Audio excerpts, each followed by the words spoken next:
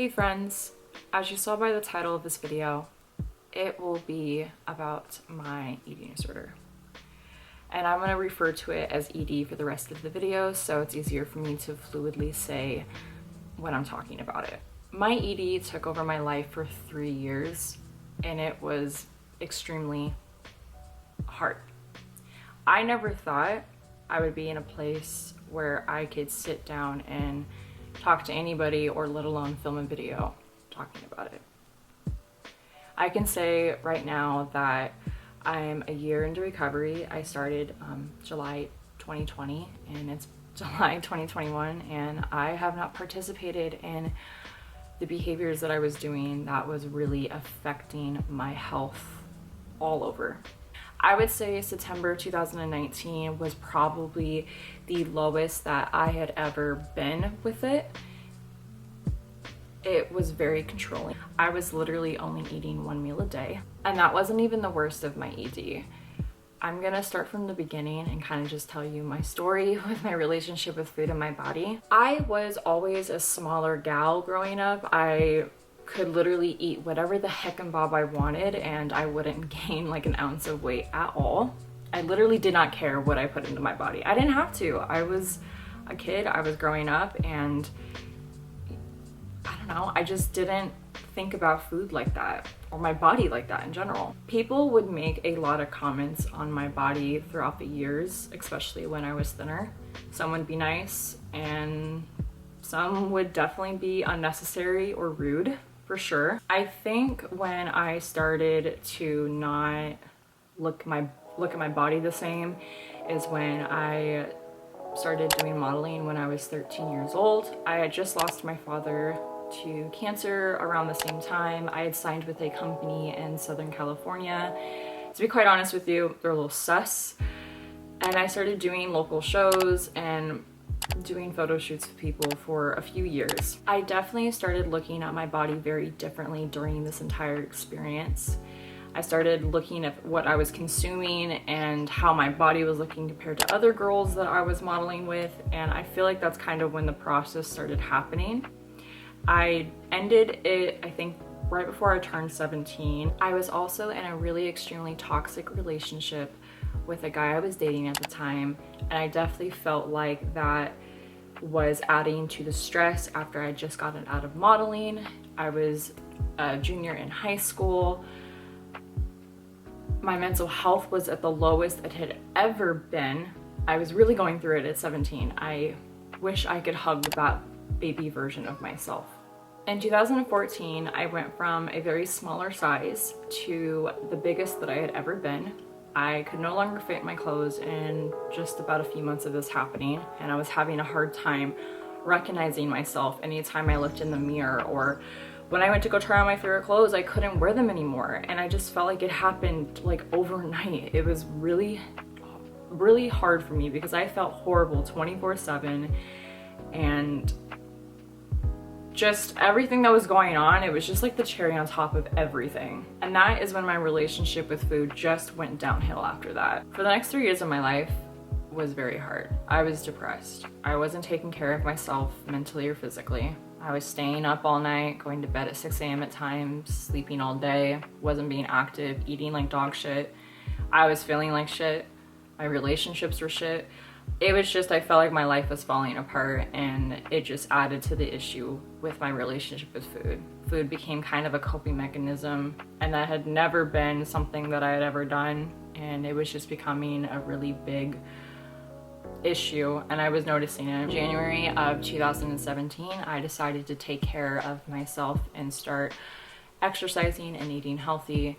I had found a fitness YouTuber named Whitney Simmons. You guys have probably heard of her. She was posting a lot of her workouts and what she ate in a day during that time, and I was following that. I was also finding other influencers on YouTube's platform and many more.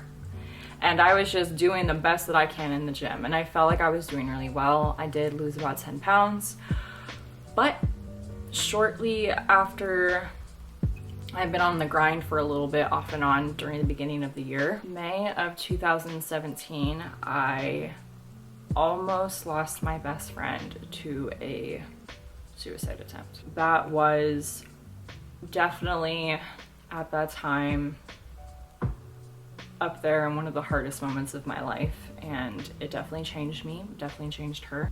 That was a very difficult time for me. I was really like, she's okay, by the way. She's okay now, and she's in a lot better place than she was back then.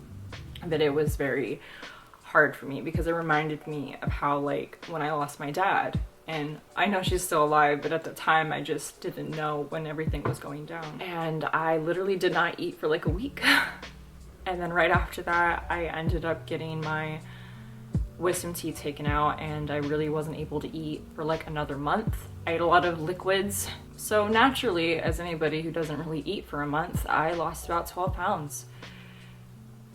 And I do believe that is where my eating disorder just planted itself in my life. It was a coping mechanism for me, and it became my best friend. EDs isolate you, and it became everything to me. The next 6 months of my life became a really bad cycle. I ended up getting a new job, and everyone in my life was definitely complimenting about how much weight I lost, how good I looked. It definitely fed it. It fed my ED so much. It just made me want to keep going. I would wake up at like 9 a.m. in the morning. I would head off to work, do that all day, then get off, wait for my boyfriend to get off work, which could be from 10 p.m., 11 p.m., or 12 a.m. at night, and then he'd swoop me up from my mom's house, and then we'd go get food. It'd be in and out, talk about whatever was open. We would end up just eating our dinner, and that would be my first meal of the day. And I would do that over and over and over again. Or sometimes I would say that I already ate before he picked me up, and that would not be true. How would he know? Why would I lie about that? And yeah, there was times where I just wouldn't eat food. I had deemed a lot of food scary, bad, a lot of them. I was even scared to drink water at one point because I didn't like the way that it made my stomach feel. And fear foods are so different for everybody. Like, there's so many things that some people aren't scared of, or scared of the same thing. It's all just very different. I started to feel very isolated because I wasn't really hanging out with my friends anymore. If I knew food was involved, I would either try not to hang out, or I would lie and say I already ate lunch or dinner or breakfast whenever time I hang out with them. And I would do that a lot. I started doing that with family gatherings and just not going because I was scared for the same reasons of food being involved in being around them. I just got so much anxiety when food was brought up. I even avoided going on dates and doing things with my boyfriend because of it. It literally controlled my life and made me feel so alone. I started exercising a lot, and I was not feeling my body correctly. And if you can imagine, you not eating but exercising a lot, I was super fatigued. I'm surprised I did not pass out at times. And I started losing more weight because I was doing that. Nobody knew. Not even my boyfriend. I think I hid it well, to be honest with you, because no one ever questioned me. And if people didn't question me, like, why would I have to say anything? That was like how I thought things. That's how I thought back then. This cycle of my life would last for a while until January of 2018, when things would definitely start changing. I realized then that what I was doing was not healthy, and I probably shouldn't be doing it, but I was not in the right space to want to get help, help myself, or accept help. And that's what really sucks a lot. From January to July, I was doing behaviors of restricting, binging, and then I was trying to eat normal, and I would do this all the time. It was just very frustrating, and it was really starting to take a toll on my digestive system. I had gone on a Hawaii trip in July, I believe, of that same year in 2018. I took a bunch of laxative pills with me. I was taking them throughout the entire trip. I started noticing that certain foods were really bothering me during this time, and I just didn't really know like what it was then. I do now. And I was just feeling like shit constantly, so I just kept taking the pills and taking them a lot, and probably not what the directions said on the box. I was just taking them so I could go to the bathroom. I just felt really horrible on that trip and felt very just like frustrated with how I was feeling the entire time with my body. Shortly after that, I ended up finding a tea that basically did the same thing but better, and I drank that for a long time. I drank that from July of 2018 all the way to August of 2019 for an entire year. I would drink this tea every 3 days so I could go to the bathroom. I literally had not had a bowel movement in a whole year by myself. Like, I didn't get the feeling like, oh, I gotta go poop, you know? Like, I didn't have that because this tea did it for me. And you know how bad that is? I like also lost all of my hunger cues. I like wasn't hungry half the time, and it just became natural just not to eat food a lot of the time, or wait until way later in the day to eat my meals. It affected my body in such a negative way. I was constantly bloated. I constantly felt full, so I had no hunger cues. For example, if I ate a banana, I felt like I had an entire giant ass like Chipotle bowl. Like, I just felt like shit. I felt like a zombie, and my mental health just went worse than it was already. In August of 2019, I finally started telling people about what was going on in my life. Some people were very supportive and wanting to help me, and I appreciated that a lot. Some weren't so nice about it, but that's okay. I can't expect everyone to want to understand or help you when people are going through really rough times like this. I ended up finally working up the courage to tell my doctor what was going on. I ended up talking to 2 separate doctors on different days during this time in my life, and I did not feel like I was taken seriously at all. I feel like if I had came in looking very, very skinny, that I would have been taken seriously, but I wasn't. Even one of them even said, "You look fine, like it's not that bad." Like, bitch, I just told you that I was using laxatives, that I was all of the fucking signs of having an ED that was like really bad, and you did not want to help me. They're like, "Oh, we can get you a therapist to talk about it," but like the therapist stuff wasn't gonna be until like December, like late December, like towards Christmas, and I felt like I was depleting back then, dude. Like, it was not good, and I was so like scared of getting help still and talking about it. In September of that same year, I had some personal things happen in my life that really triggered my ED, and it literally became the worst that it had ever been. I ended up losing about 15 more pounds, and I already was at a low weight. I was about 100 pounds at this point, and for my body type, I definitely should not have been weighing that at all. And I was still using laxatives. I started using them again pretty bad. I looked sick and I felt sick. I was having a really hard time. When March 2020 came around, I had just stopped seeing the therapist that I was seeing because I just felt like it wasn't working out. And I even told her about my ED, and she kind of reacted the same way, which, like, I was asking for help. Like, can you please help me? And she just was not really, she just kind of wrote things down and didn't really help. It was very frustrating. COVID happened, and basically I could not see her anymore, and everything was shut down, and we are being quarantined at this point. I was basically forced to do everything on my own at this point because I could not go see people, and it was very hard.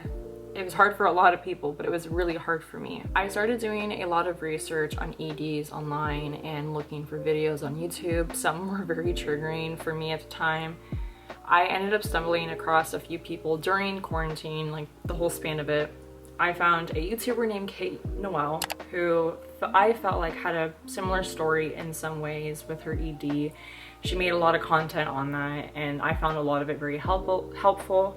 She had a podcast that she also talks about stuff like that. It's kind of more of a wellness podcast now, but it really helped me a lot then. Another one was Rebecca Jane, I think is how you say her name.